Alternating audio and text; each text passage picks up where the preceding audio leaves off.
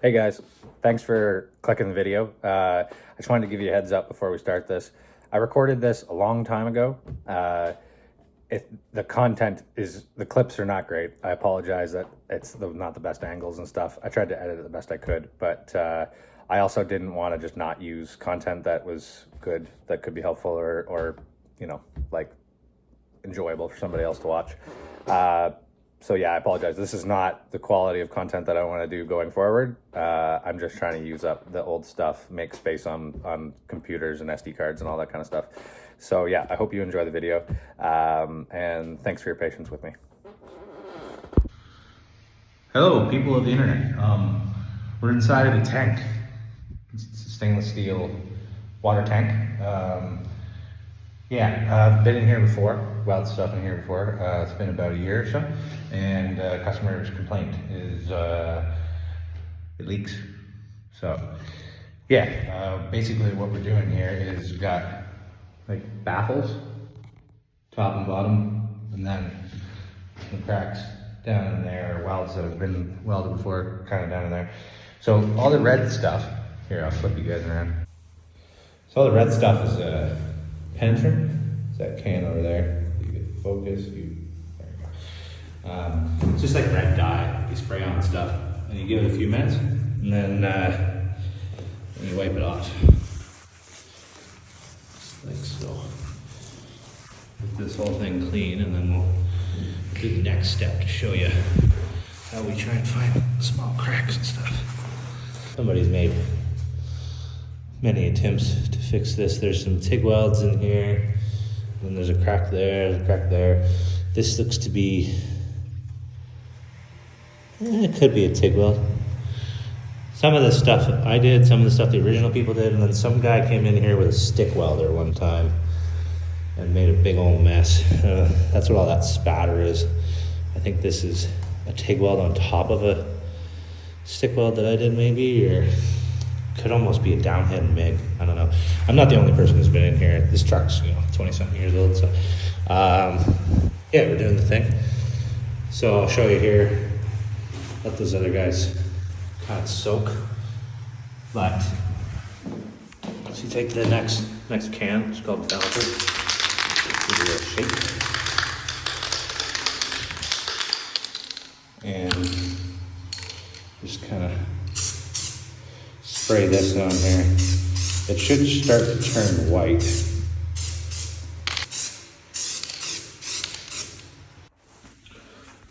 Okay, much better success now. So I wiped it off with some brake clean. And definitely you want to use the proper cleaning stuff, I think, probably. But anyways, I'm getting what I want for results here. So anywhere where it's cracked, it's going to start to bleed. So if you look, there's a little bit here and there kind of thing for me not cleaning up and like not wiping it enough. But if you look there, like that's a definitive almost purple. And you can see there's a big crack right up the side of there. I can zoom in there for you. And so that's letting water in behind the skin, which is getting out through there and then draining out to the bottom of the truck. So there's another crack right there. There's another one developing over there. That stuff I just sprayed again, so it takes a little while to dry up, kind of thing.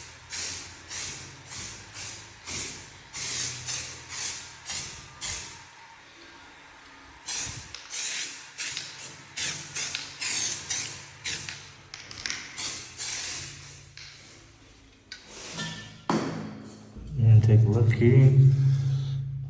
Doesn't look too bad. Could be potentially one in there, actually. I can feel something with my finger. It's bleeding through a little bit there.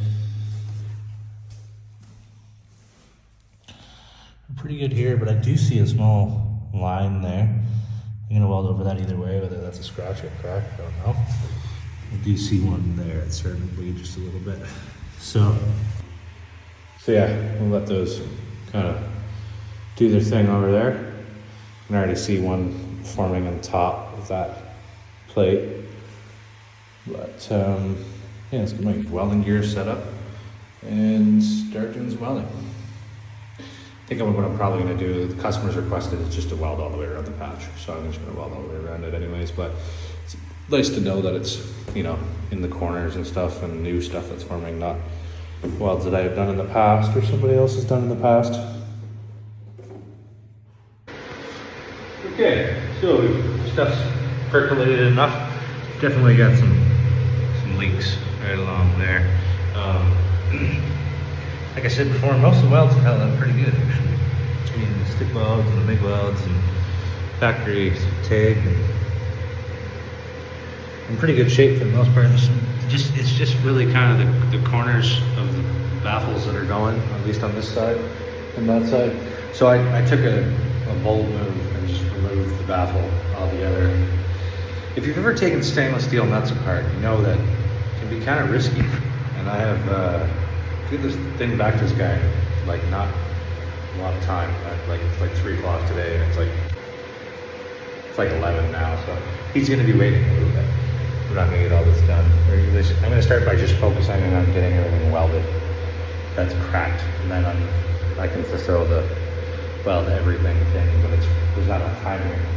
So I got some welds over there done, and now we're going to weld these, and then we're going to go over there and weld those.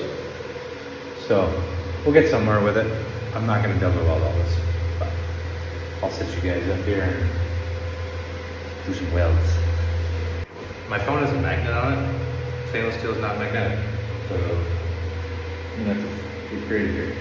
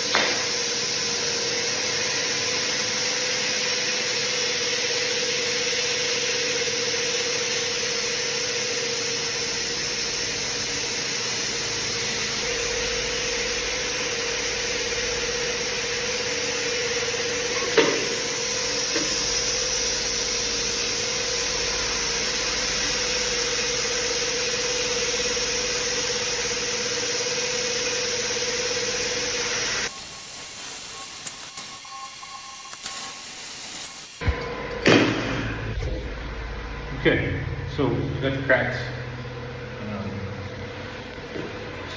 This thing's round. It's kind of hard to lean into the thing there. We got some cracks welded up there. And we're not looking for really aesthetically pleasing, dime, colorful welds here. We're looking for weld through the crack. Get that stuff hot. Stuff. Okay, got another one down over here. We're gonna get down there. We're gonna weld from here into here, and there a little bit. Yeah.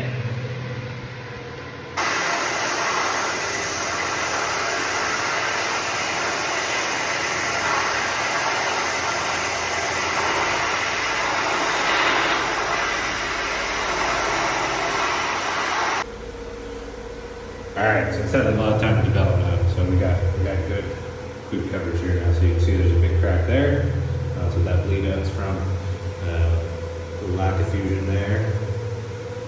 The lack of fusion there. Definitely crackage going on here and here, and then there's also a fall one up into the plate here. That's where the baffle was. So gives you an idea of what we're working with here.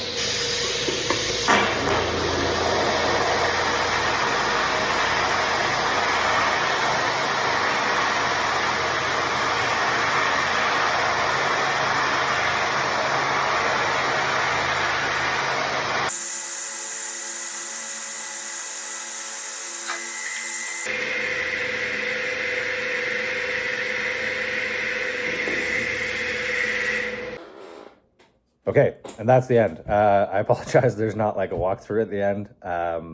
My camera died and the customer, like I said, I'm going back a while here, but I think I only had like 3 or 4 hours left before he was going to show up, and I didn't want him to just stand there and wait. So I hammered through the rest of it, and it was pretty straightforward. I ended up getting all of it welded all the way around, like he asked, and we did actually get a report back.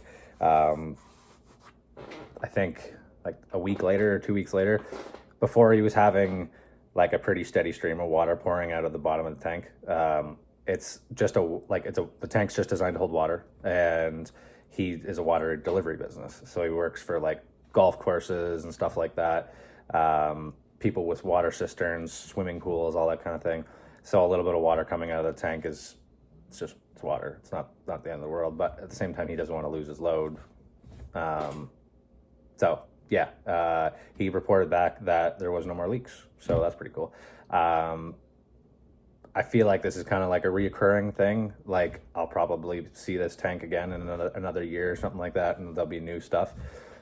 What I think's going on with it is that if the loads, if you don't have a full load, like he's probably making more than one stop delivering water, and when he gets to like half, and he's driving around, there's, God knows, there's probably tens of thousands of pounds of water inside that tank, and it's sloshing back and forth, and the baffles are designed to stop some of its momentum, but they also take that momentum. So it, outside of at one port, which I don't really know why that would crack there.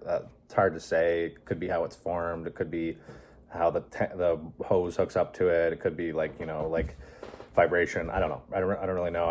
Can't really remember how it mounts on the back of the truck. It could be vibrating through the frame. Who knows?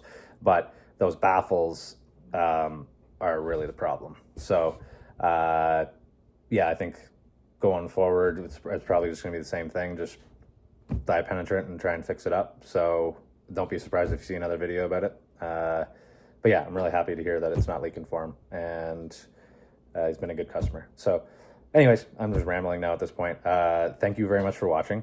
Again, I apologize for the poor quality. This is not the kind of quality that I want to put out, but I also don't want to waste content that I feel like is, it's pretty cool. Like climbing inside that kind of stuff is better than working, in an office all day or something. But anyways, thanks for watching. Subscribe if you have subscribed. Thank you very much. Comment, even if it's a negative comment, I still try to respond to everything. If you're a total jerk to me, then I'm probably just not going to do anything. But hit the thumbs up, hit the notification bell on the subscribe thing, and you'll see all of our stuff. I try to post every week. I don't think we've missed a single week in like a year, so I'm happy about that. If there's anything else you guys want to see, type it down below. You got any questions or anything like that? Like I say, comments are the way to reach us. We're also on Instagram at LK Welding. I'm pretty responsive on there too as well. And you can see a lot of the stuff that doesn't make it onto the YouTube, just like little pictures and things of what I'm working on or stories. So if you're into that kind of stuff, it's there. So yeah, thanks very much for watching, and I'll see you guys on the next one.